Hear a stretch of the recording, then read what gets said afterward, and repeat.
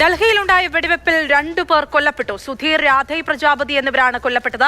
പ്രതാപ് നഗറിൽ ഇന്നലെ രാത്രിയാണ് വെടിവെപ്പുണ്ടായത്. കൊലയ്ക്ക് ശേഷം അക്രമികൾ കടന്നുകളഞ്ഞു. ഇവർക്കായുള്ള അന്വേഷണം പുരോഗമിക്കുകയാണ്.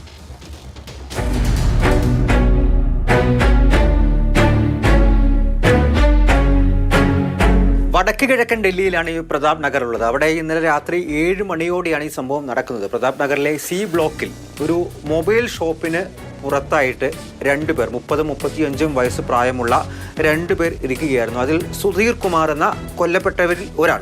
അയാളുടെ കുടുംബം നടത്തുന്നതാണ് മൊബൈൽ കട.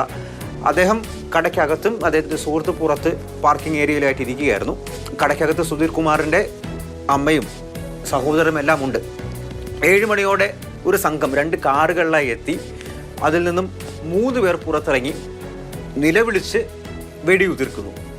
2 തവണയാണ് വെടിയുതിർത്തത്. അതിൽ സുധീർ കുമാറിനും അതുപോലെ തന്നെ സുഹൃത്തിനും വെടിയേറ്റു. സുധീർ കുമാർ കടയ്ക്കകത്ത് മരിച്ചു വീഴുകയായിരുന്നു, സുഹൃത്ത് പുറത്തും. അതിനുശേഷം ആ കാർ നിർത്താതെ തന്നെ പെട്ടെന്ന് പോയി.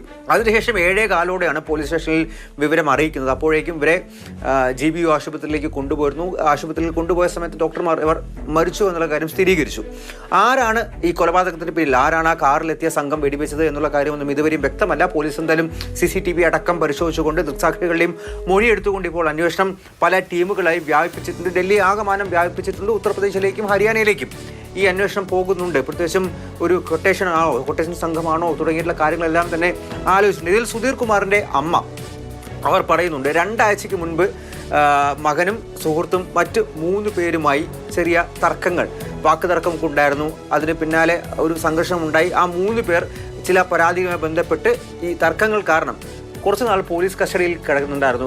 അതിൻ്റെ വ്യക്തിവൈരാഗ്യമായിരിക്കാം ഒരു പക്ഷേ ഈ കൊലപാതകത്തിലേക്ക് നയിച്ചത് എന്നുള്ള കാര്യമാണ് പറയുന്നത്. എന്തായാലും അക്കാര്യങ്ങളിലൊന്നും സ്ഥിരീകരണമില്ല. എന്തിനീ കൊല നടന്നു, ആര് കൊലപ്പെടുത്തി എന്നുള്ള കാര്യം ഒന്നും തന്നെ വ്യക്തതയോടെ പുറത്തെത്തിയിട്ടില്ല. കൊലയാളികളെ കണ്ടുപിടിക്കാൻ വേണ്ടിയിട്ടുള്ള അന്വേഷണത്തിലാണ് പോലീസ് നിലവിലുള്ളത്.